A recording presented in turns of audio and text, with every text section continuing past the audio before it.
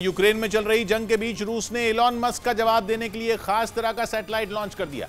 यह satellite Starlink के satellite को ब्लॉक करने के लिए नहीं है, बल्कि स्टारलिंक की तरह ब्रॉडबैंड इंटरनेट की सुविधा शुरू करने के लिए है, ताकि रूस को इस तरह की तकनीक के लिए स्टारलिंक की जरूरत न पड़े। रूस की स्पेस एजेंसी ने एक साथ 4 सैटेलाइट अंतरिक्ष में भेजे। ये चारों सैटेलाइट रूस में इंटरनेट और कम्युनिकेशंस का जाल मजबूत करने के लिए भेजे गए। यूं तो इस खबर का यूक्रेन में चल रही जंग पर कोई फर्क पड़ने वाला नहीं है, लेकिन ये दांव यूक्रेन के बड़े मददगार एलॉन मस्क की जेब पर बड़ा फर्क डालने वाला है। अब तक सैटेलाइट के जरिए इंटरनेट देने के मामले में स्टारलिंक अपनी पीठ थपथपा रही थी।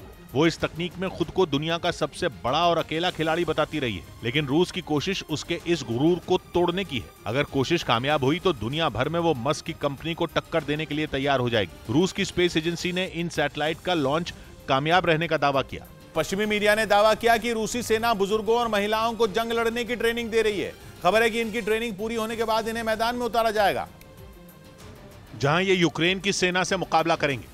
बताया जा रहा है कि जंग में सैनिकों के भारी नुकसान के बाद रूस बुजुर्ग और महिलाओं को लड़ने के लिए भेज रहा है।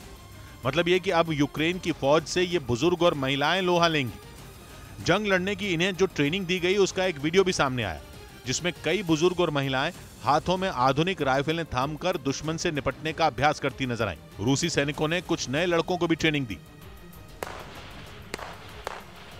सभी ने काफी देर तक हथियारों के साथ पसीना बहाया। रूसी सैनिकों ने जंग के अलग अलग हालात बनाए और फिर उनसे निपटने का अभ्यास करवाया, ताकि जब ये लोग लड़ने के लिए जाएं तो यूक्रेन की सेना का सही से मुकाबला कर सकें। लेकिन सवाल उठ रहे हैं कि ये बुजुर्ग और महिलाएं कैसे ज़ेलेंस्की की फौज से लड़ पाएंगे, क्योंकि ठंड बढ़ रही है। ऐसे में जंग के मैदान में खड़ा होना भी किसी चुनौती से कम नहीं होगा। मतलब ये कि रूस इन्हें जंग के मैदान में नहीं बल्कि मौत के मुंह में धकेल रहा है। दावा है कि रूसी सैनिकों के पास ठंड से बचने के लिए कपड़े तक नहीं है। रूस के सैनिक किस तरह ठंड के कपड़ों और दूसरी चीजों के लिए तरस रहे हैं, इसका एक वीडियो वायरल हो गया, जिसमें एक सैनिक जूतों और दस्तानों के साथ नाराजगी जताता दिखाई दिया।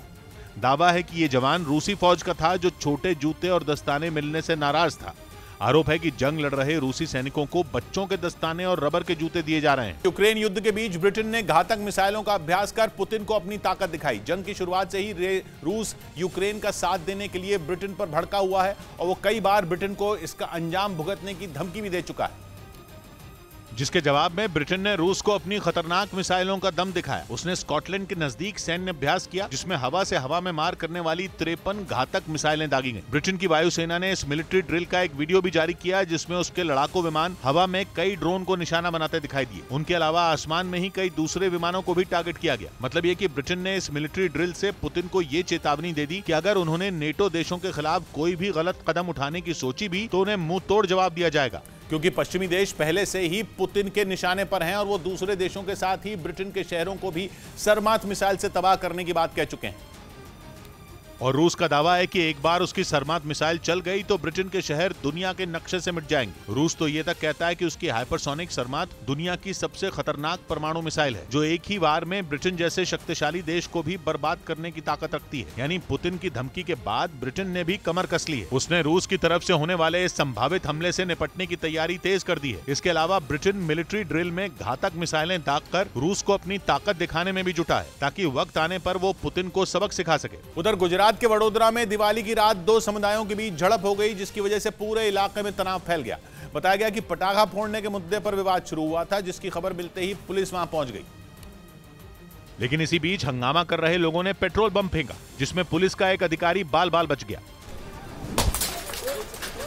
इसके बाद पुलिस ने पूरे इलाके को घेर लिया। चारों तरफ पुलिस की गाड़ियां तैनात कर दी गईं, ताकि इस हंगामे को तुरंत खत्म कराया जा सके। हालમાં પરિસ્થિતિ સંપૂર્ણ કંટ્રોલમાં છે।